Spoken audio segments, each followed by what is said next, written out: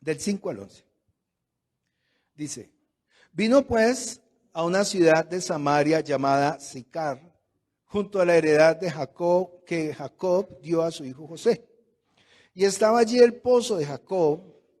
Entonces Jesús, cansado del camino, se sentó así junto al pozo.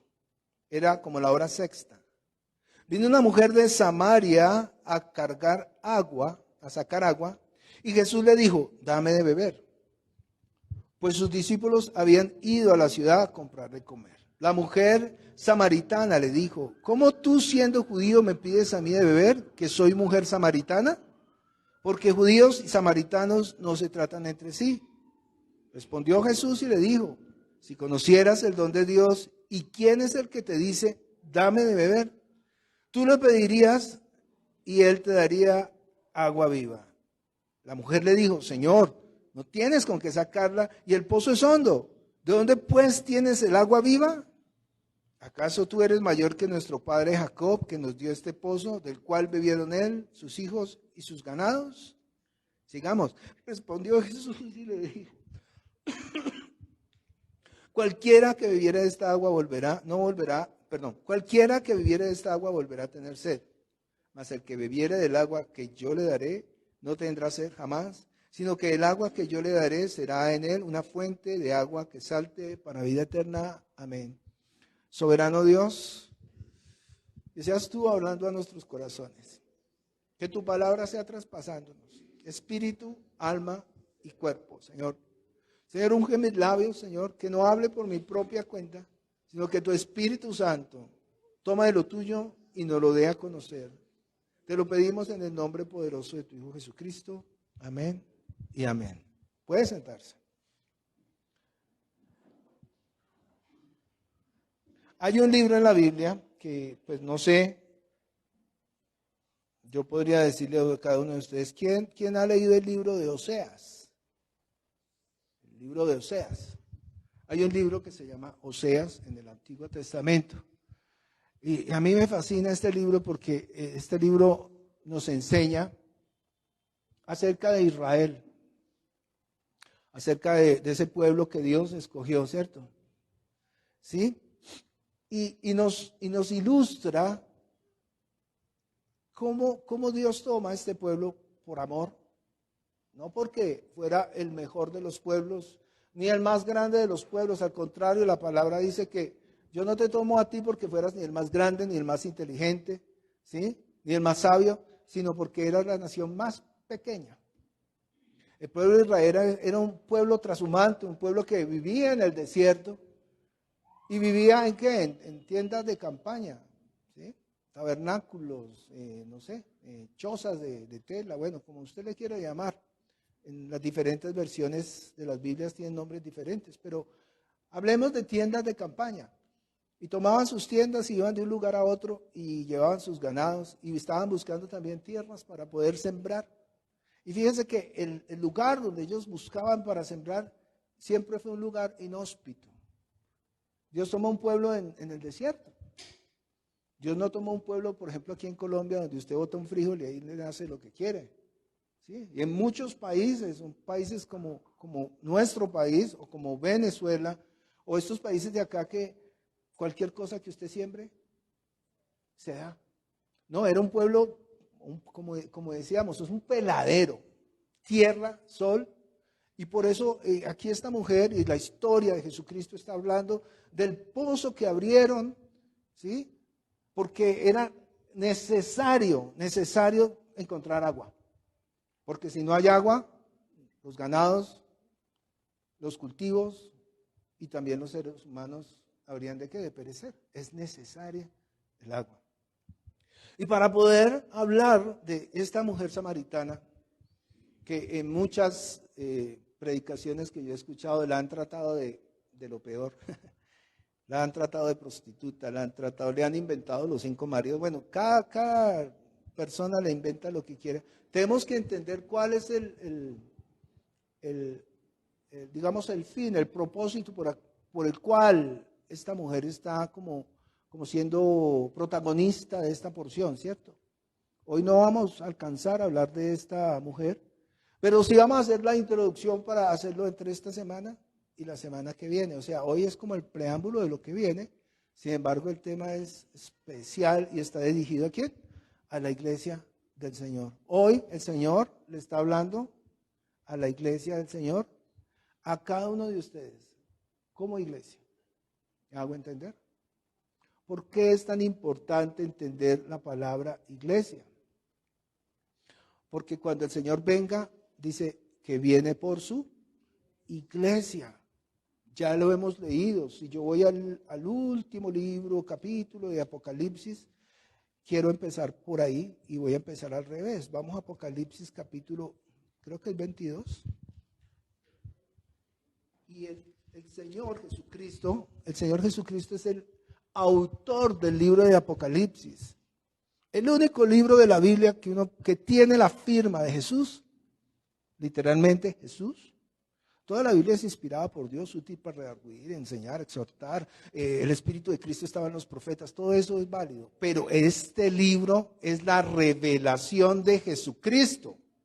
Entonces, puede que Moisés diga, puede que Abraham diga, puede que Jacob diga, puede que el apóstol diga, pero lo que dice Jesús está por encima de lo que diga cualquiera. Estaban en el desierto, estaba el Señor Jesucristo, estaba con tres de sus siervos, se le apareció Moisés, se le apareció Elías, y la voz que le hablaba de lo alto que les dijo, este es mi hijo amado, a él oíd.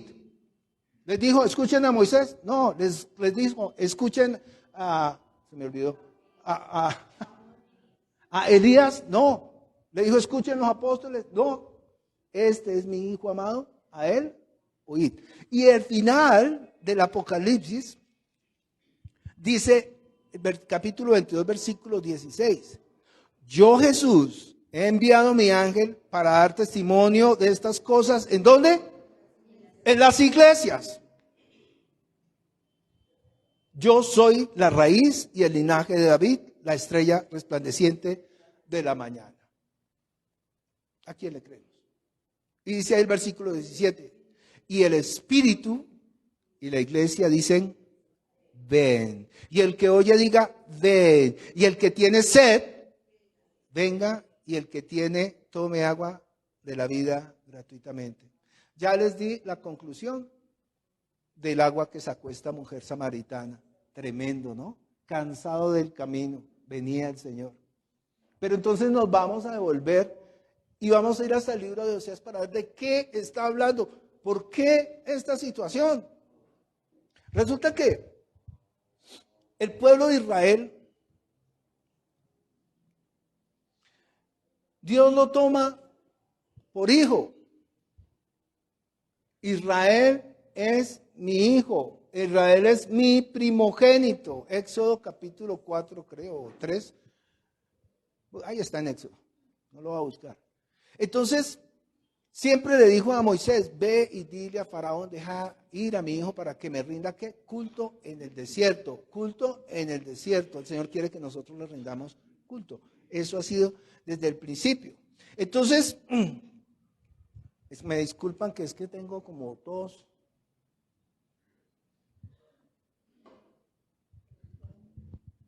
Ay, perdónenme. Entonces, este pueblo ha sido un pueblo ¿qué? Contumaz y rebelde. Y resulta que este pueblo, antes de que el Señor lo llamara, ¿a quién adoraba? Adoraba a otros dioses. Siempre, desde el Antiguo Testamento, nosotros vamos a ver cómo los hombres que fueron creados por Dios siempre se iban tras otros dioses. Y aunque ellos estaban adorando otros dioses, Dios los toma como pueblo. Por eso cuando le dice a Abraham, ve y sacrifica a tu hijo en el monte que yo te diré, él enalbardó su asno, tomó al niño, lo llevó al monte, ¿cierto? ¿Y lo iba a qué? Y lo iba a sacrificar. ¿Por qué a Abraham no se le hizo extraño? Ay, Señor, pero mi esposa no podía tener hijos, ella era estéril y usted me concede un hijo y ahora me dice que lo mate. Entonces ahí dicen, wow, ¿qué pasó? Claro, para él no era extraño porque ellos estaban acostumbrados a ver cómo en las otras, voy a decir religiones, en las otras culturas, cualquier nombre que usted le quiera poner, ellos, por ejemplo, sacrificaban, el hijo mayor se lo sacrificaban ¿a quién? A un dios pagano que se llamaba Moloch. Entonces era normal sacrificar un hijo. Por eso dice, no habrás pasar a tu hijo por el fuego, porque también pasaban a los hijos por el fuego. Bueno, entonces no era extraño para él. Entonces, claro, él llama a esta nación que amaba a otros dioses también. ¿Y los llama para qué? Para que le rindan culto a él. Dios quiere que le rindan culto ¿a quién? A él, no a otros dioses. Si ustedes recuerdan el mandamiento, no tendrás otros dioses delante de mí, no te arrodillarás delante de ellos, ni les adorarás, porque Jehová es un Dios celoso que visita la maldad de los padres sobre los hijos hasta la tercera y cuarta generación de los que me aborrecen. Punto. No hay otros dioses, no puede haber, ni en su vida, ni en mi vida. Pero cuando hablamos de dioses, a veces siempre pensamos imágenes, hablamos de cosas que vemos, bueno, por no echarle vaina ni tierra a nadie. Pero recuerde que nosotros tenemos otros ídolos en nuestros corazones que no permiten que la gente, por ejemplo, venga hoy a rendir el culto. Porque hay cosas más importantes, no estoy echando vainas, es que es la realidad. ¿Sí? No podemos tener otros dioses delante de nosotros. Es lo que dice la Escritura. Ok. Entonces, fíjese, el Señor está dando énfasis en su ley. Al principio, en el Antiguo Testamento, ustedes deben recordar que una cosa es el Antiguo Testamento y otra cosa es el Nuevo Testamento. Muchas veces lo digo, pero lo voy a repetir por las personas que vienen por primera vez. Cuando uno va a una notaría y hace un testamento y dijo, ay, ya hice el testamento, pero me equivoqué. Entonces vuelve y regresa a la notaría y le dice, señor notario, quiere hacer un nuevo testamento. Cuando usted se muere, ¿cuál testamento tiene vigencia? ¿El antiguo o el nuevo? Pues lógico que el nuevo. Entonces, tenemos que partir de ahí. Claro, la gente dice, no, pero es palabra de Dios. Sí, pero la Biblia dice, y el Señor dice que el Antiguo Testamento es la imagen borrosa de lo que había de venir. No es la bendición verdadera, sino una bendición terrenal. El Nuevo Testamento tiene una bendición espiritual. Por eso todas las bendiciones en el Antiguo Testamento son terrenales. Y serás bendito tú al salir, tú al entrar, bendita tu artesa de amasar, bendito tus hijos, bendito tu familia. Y después, ahí hay 14 versículos que hablan de la bendición, pero 54 versículos que hablan, y maldito serás si no cumple esto que Jehová tu Dios te manda, y maldito, y maldito, y maldito, y tus hijas serán violadas, y tus hijos estos, y tu burra te la van a robar. Lea Éxodo 28, y usted se queda aterrado. ¿Sí cumple cuántos mandamientos? Uno solo. De la ley de Moisés se hace transgresor de ¿cuántos? De todos. Eso es lo que dice la Escritura. Pues entonces nadie jamás, nunca pudo ser salvo por la ley, porque ¿quién puede cumplir la ley? Y entonces ofrecían sacrificios, pero cada año tenían que hacerlo nuevamente. Y dice el libro de Hebreos, sacrificios que nunca pudieron perdonar los pecados. Venga al seminario, por favor, venga, porque me ahorraría todo esto para que, si me hago entender, venga al seminario.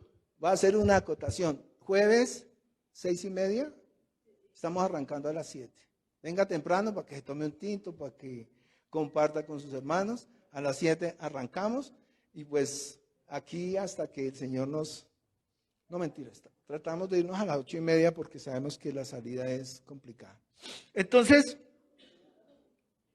señora, el Señor hace una comparación entre la ley y el Evangelio. Y uno de sus mandamientos, cuando está haciendo esa comparación, está en Mateo 5:27 al 28. Anótelo, por favor, porque lo revise en su casa. Ahí habla de muchas cosas, pero entre todos estos mandamientos dice así: oísteis que fue dicho, no cometerás adulterio, Pero yo os digo que cualquiera que mira a una mujer para codiciarla ya ha cometido adulterio con ello en su corazón. Entonces, en la ley de Moisés, cualquiera que tenía relaciones ilícitas con una mujer que no era la suya, estaba cometiendo ¿qué? Pero dice el Señor, pero yo os digo que cualquiera que piensa y la desea, ya con eso adulteró.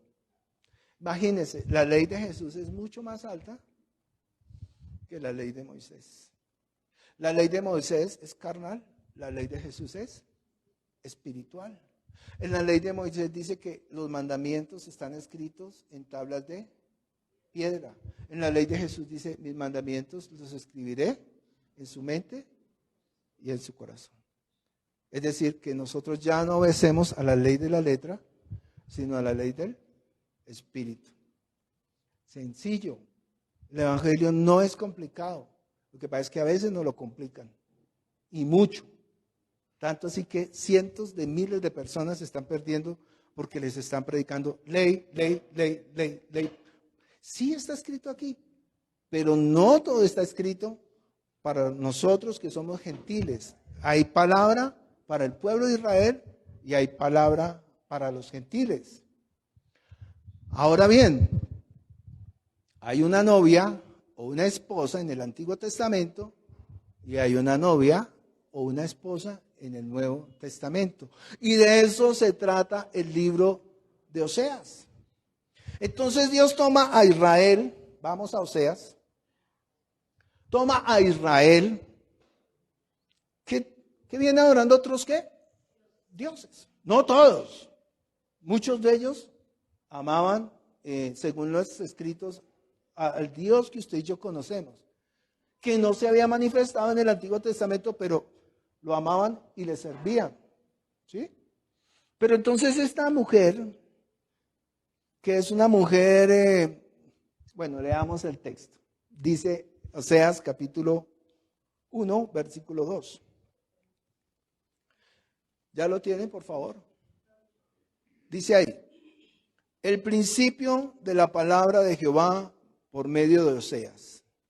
Dijo Jehová a Oseas, ve, tómate una mujer fornicaria e hijos de fornicación, porque la tierra fornica apartándose de Jehová. Ay, y adivinen quién es esa mujer fornicaria.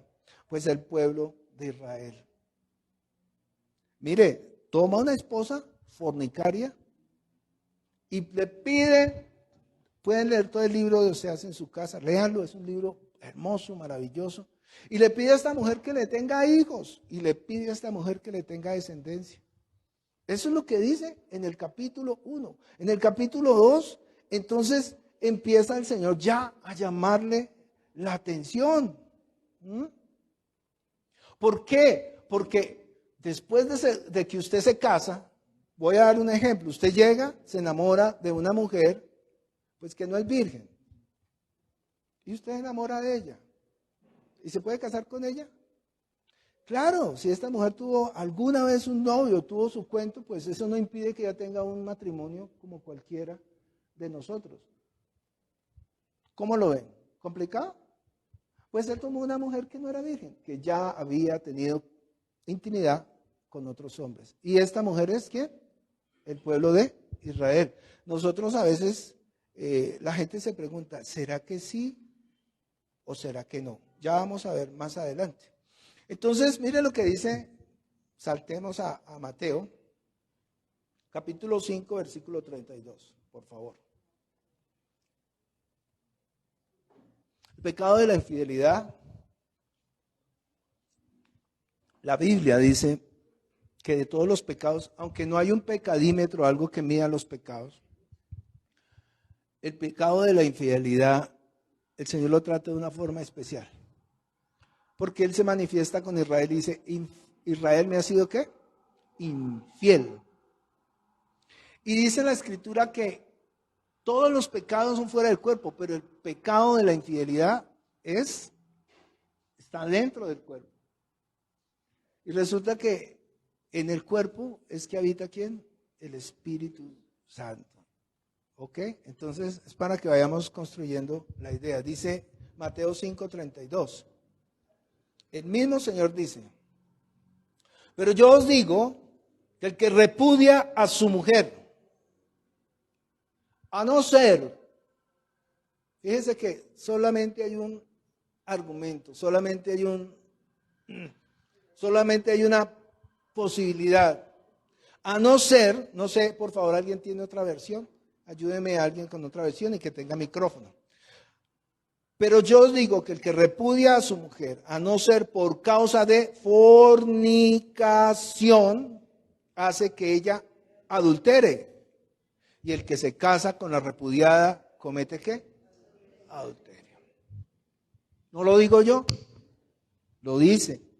Y está hablando por qué razón Moisés les daba carta de divorcio a las personas en el Antiguo Testamento.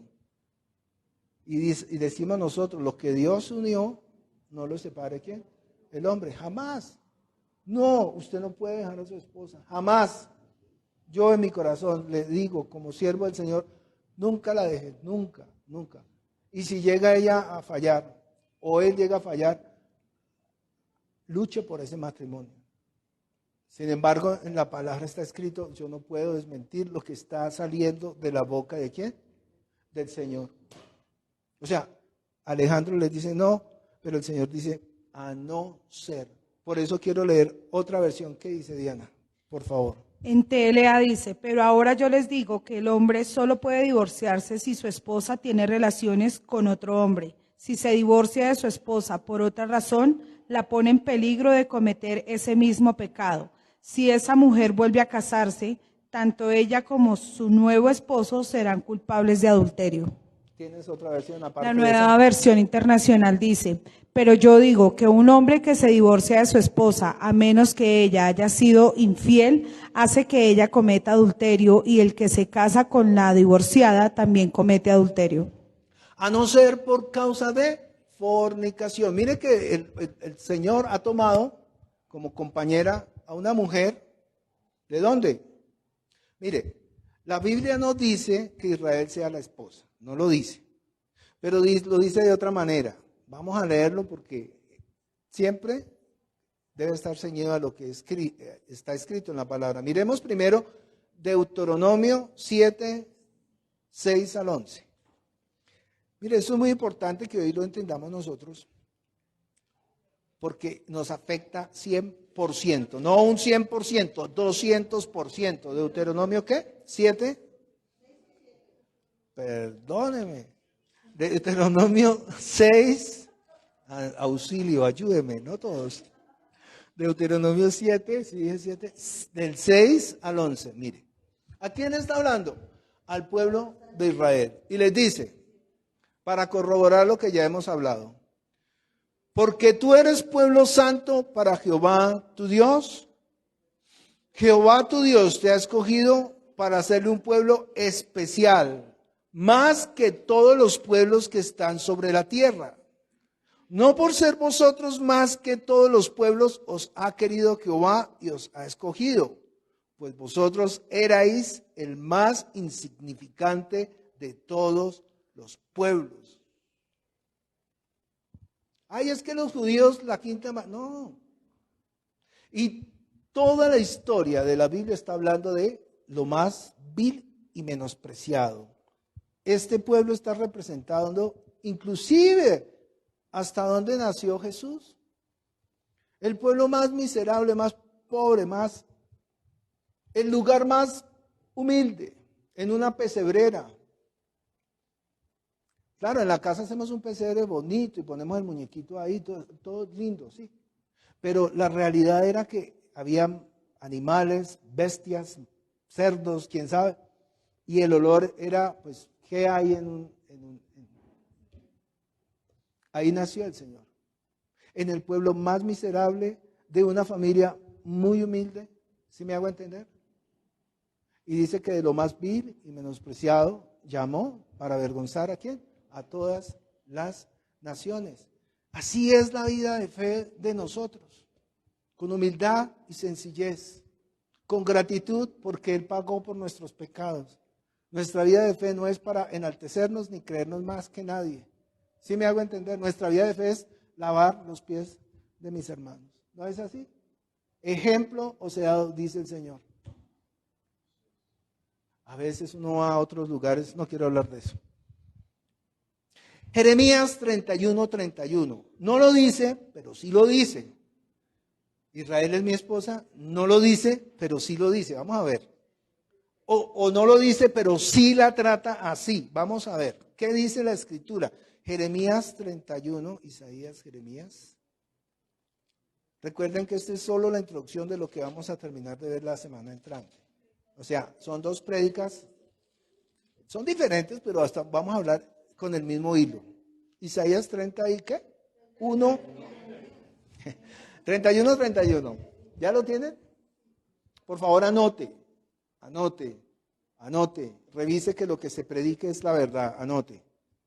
Dice, he aquí vienen días, dice Jehová, en los cuales haré nuevo pacto en la casa de Israel y con la casa de Judá. Pare ahí. Resulta que Israel y Judá, ¿por qué está haciendo esta diferencia? Porque después del reinado del rey,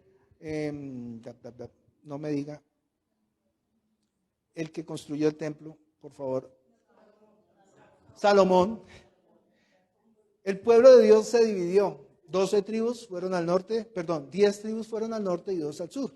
Las que fueron al sur fueron algunos de la tribu de Judá, casi toda la tribu de Judá, digamos que toda. Algunos de la tribu de Benjamín y otros de la tribu de Levit, que eran los sacerdotes. Y quedaron unos en el norte y otros quedaron ¿dónde? En el sur. Pero en el sur quedaron en Jerusalén la tribu de Judá. Entonces, a partir de este tiempo hay 2 reyes, el rey de Israel y el rey de Judá. Y ahí están paralelos, usted los mira en la Biblia y siempre habla de los 2 reyes. Y este rey fue bueno ante los ojos de Dios, este fue malvado. Y bueno, toda esa historia que debemos leerla, pero no antes de que usted lea muy bien el Nuevo Testamento. Ya después usted se va a estudiar esto. Entonces, hay esa división. De hecho, le llaman las 10 tribus perdidas de Israel. ¿Y por qué les dicen a ellos ahí? Aunque ellos habían adorado a otros dioses, ellos habían adorado a los Baales, aunque Dios se disgusta con ellos porque ellos han sido infieles, aclarar, la fornicación espiritual es irse tras otros dioses. Ellos se habían ido tras otros dioses, se van para el norte y allá peor. Allá empezaron a mezclarse con otras culturas, con otras personas y terminaron adorando otros dioses. Los de Judá estaban abajo y los de Judá también habían sido adúlteros. O sea, un mugre diciéndole a otro mugre, usted es más mugre que yo. Sí, o algo así, no sé.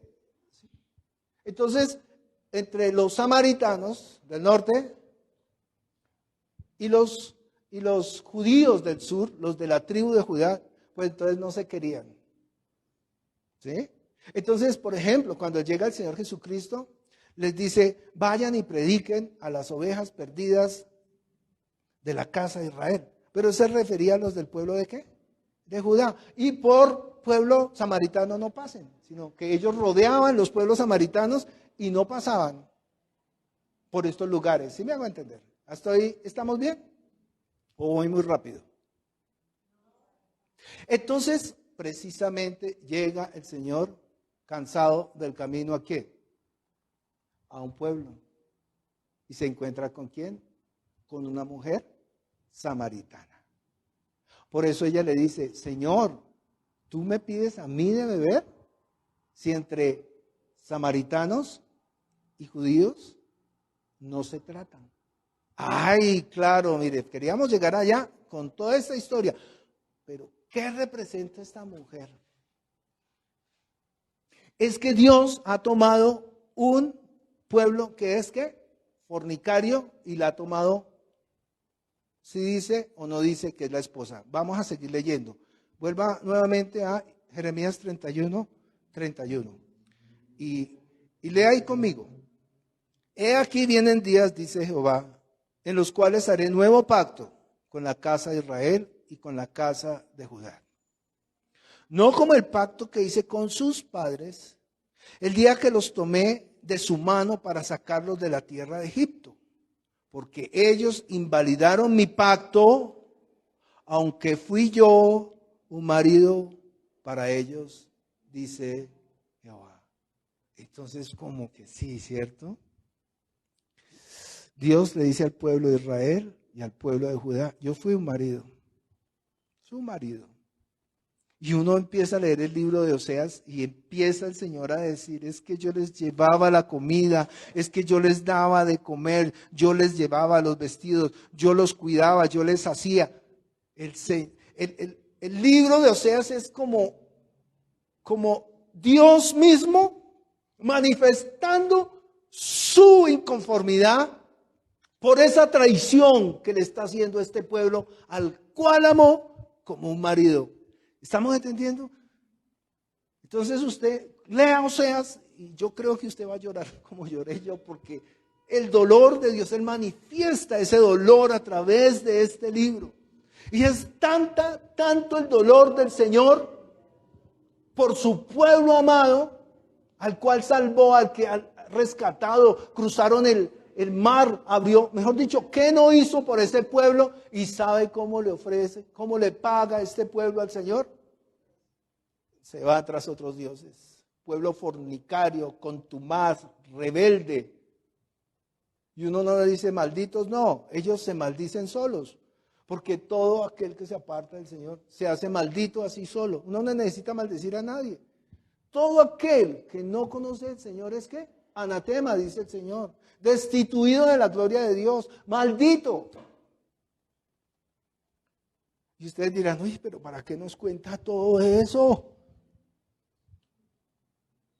¿Qué nos interesa a nosotros de Israel? Pues todo nos interesa, porque Israel, lo dijimos en el seminario, Israel es como un reloj que nos muestra la venida del Señor Jesús. Dice que cuando esa vara que está seca reverdezca, entonces ya podemos ver que viene el Señor. Y cuando vemos que Israel reverdeció, esa generación va a ver al Señor. ¿Sí me hago entender? Entonces, según la palabra, el tiempo ya está cerca, muy cerca. Fíjense, ¿por qué estamos estudiando el libro de Oseas? Vamos a Oseas, capítulo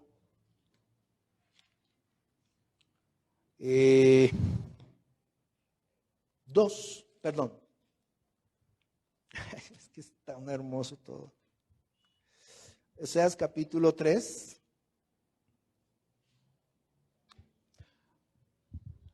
Y Oseas capítulo 4, y Oseas capítulo 5, y quisiera leer todo Oseas, solo voy a leer unos versículos, si quiere mire conmigo, y empecemos por Oseas 4, versículo, no lo iba a leer, pero vamos a leerlo. Versículo 12 dice, mi pueblo a su ídolo de madera pregunta, y el leño le responde. Porque espíritu de fornicaciones lo hizo errar y dejaron a su Dios. ¿Para qué? Para fornicar.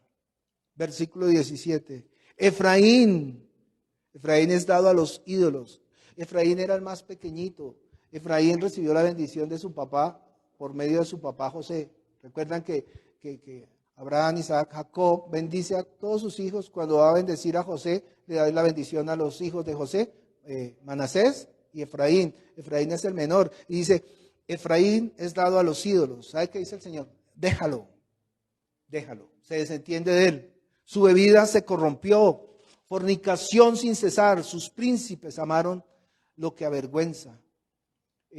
Oseas capítulo 5, versículo 3. Yo conozco a Efraín e Israel no me es desconocido. Porque ahora, oh Efraín, ¿te has qué? Prostituido y se ha contaminado Israel. No piensan en convertirse a su Dios porque espíritu de fornicación está en medio de ellos y no conocen a Jehová. Y de ahí para allá ustedes pueden leer todo el libro de Oseas y es el Señor como quejándose. Ahora sí leamos Oseas capítulo 3, versículo 1. Mire, esto es tan maravilloso y estas son las buenas nuevas de salvación. ¿Quiere usted saber cuáles son las buenas nuevas de salvación? Leámoslas. Dice ahí, Oseas capítulo 3, versículo 1. Después de que Israel ha fornicado, después de que Judá ha fornicado, después de que Efraín y todas las tribus fornicaron, el Señor se cansó. Ya no más. Hasta ahí voy yo. ¿Y qué hace el Señor? Versículo 1. Me dijo otra vez Jehová, ve, ama a una mujer amada de su compañero. Y aunque adúltera, como el amor de Jehová para con los hijos de Israel, los cuales miran a dioses ajenos y aman las tortas de pasas. Entonces la compré para mí por 15 siclos de plata y 1,5 de cebada. Y le dije, tú serás mía durante muchos días. No fornicarás ni tomarás otro varón. Yo mismo, lo mismo haré yo contigo, perdón. Vuelvo y leo el versículo 3. Y le dije, tú serás mía durante muchos días. No fornicarás ni tomarás otro varón. Lo mismo haré yo contigo. Porque muchos días estarán los hijos de Israel sin rey, sin príncipe, sin sacrificio, sin estatua, sin efod, sin terafines. Después volverán los hijos de Israel y buscarán a Jehová su Dios y a David su rey y temerán a Jehová y a su bondad en el fin de los días. Se desentiende de esa compañera fornicaria y malvada. ¿Y sabe qué dice Dios? Me voy a conseguir otra. Otra. ¿Y ustedes saben cuál es esa otra? Ustedes y yo. Esta iglesia. Ustedes y yo. ¿Y saben por qué es fornicaria? ¿Por qué es adúltera también? Levante la mano aquí el que no venga de otra religión. Todos nosotros tuvimos otro Señor. Todos nosotros adoramos otros dioses. Todos nosotros prendimos velas en algún momento. Todos nosotros le tocamos los piecitos a esas estatuas y nos echamos la bendición. ¿Quién no lo hizo? Levante la mano el que no lo haya hecho. Todos nosotros venimos. Y me impacta tanto. El Señor le dice a ustedes, hoy tú serás mía durante muchos días. No fornicarás ni tomarás otro varón. Lo mismo haré yo. ¿Entiende la importancia de nosotros como iglesia? ¿Entiende que no podemos darle el primer lugar a ningún otro Dios? ¿Entiende que para nosotros es un privilegio ser cristianos, estar reunidos en este lugar?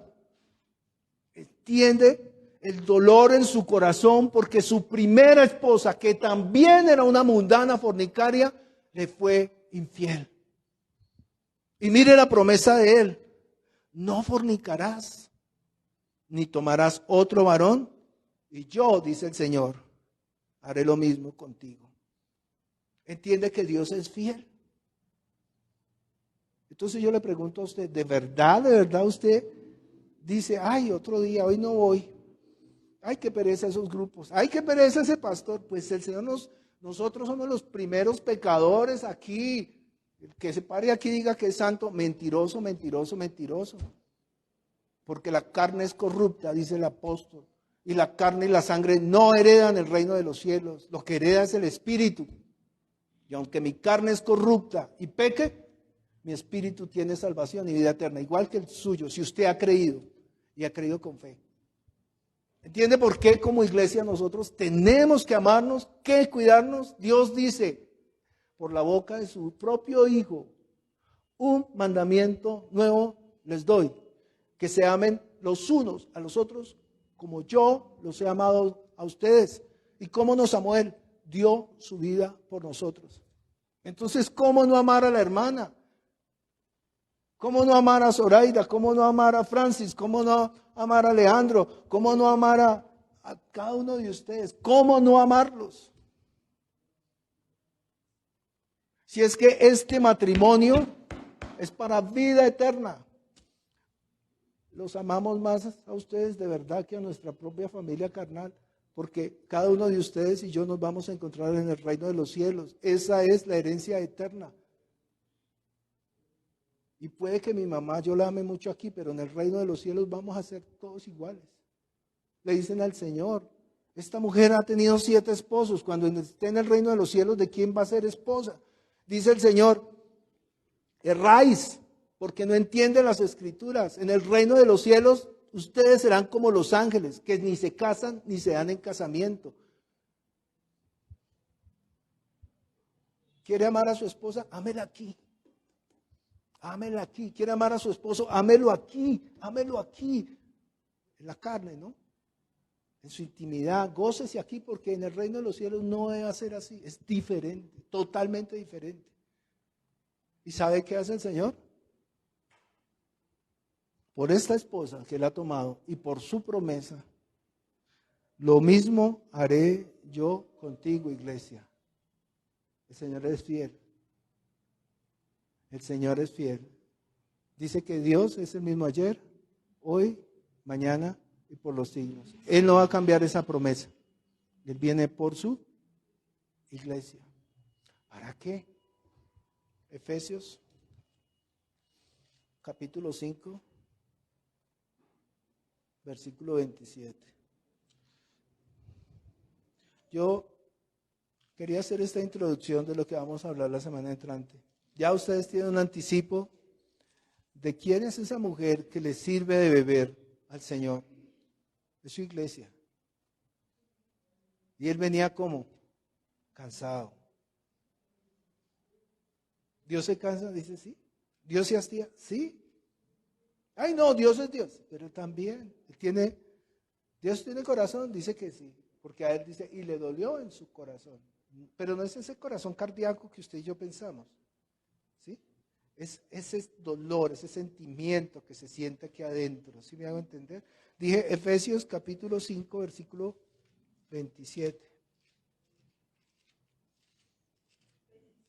Sí, dice ahí, Gálatas, Efesios 5, 27. Dice ahí. Leamos desde el 24.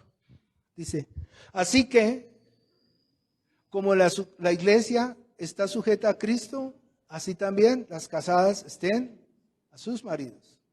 Ojo, este marido está sujeto ¿a quién? A Cristo. ¿Entiende? Si el marido no se congrega, si el marido está en la inmunda, si el marido le pega, si el marido se emborracha, ¿a quién sigue usted? ¿Al marido? Si el marido está conforme a lo establecido por Dios, vale la pena, vale la pena. Si yo amo a mi esposo, listo, bien, pero él ama al Señor, bien. Pero si su marido es un malvado, bueno, no va a decir más nada, lo que sea. Tantas experiencias ustedes mujeres que han tenido. Entonces, ¿a quién sigue usted? A Cristo. Él no puede ser piedra de tropiezo para que usted le rinda la vida al Rey de Reyes. Así de sencillo.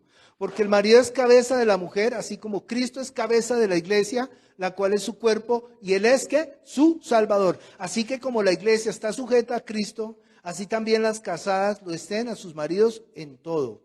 Maridos, amad a vuestras mujeres, así como Cristo amó, tiempo pasado, amó a la iglesia y se entregó a sí mismo por ella, para santificarla, habiéndola purificado por el lavamiento del agua, por su palabra, mire el 27, a fin de presentársela a sí mismo, una iglesia gloriosa, que no tuviese mancha, ni arruga, ni cosa semejante, sino que fuese santa y sin mancha.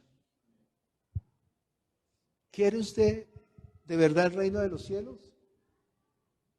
Seamos iglesia. Y recuerde que el Señor está dándolo todo para que usted y yo estemos delante de la presencia de Él. Cantábamos, ¿no? Con voz de mando, con trompeta de Dios. Cuando el Señor venga, va a venir por su iglesia. Póngase de pie, vamos a orar.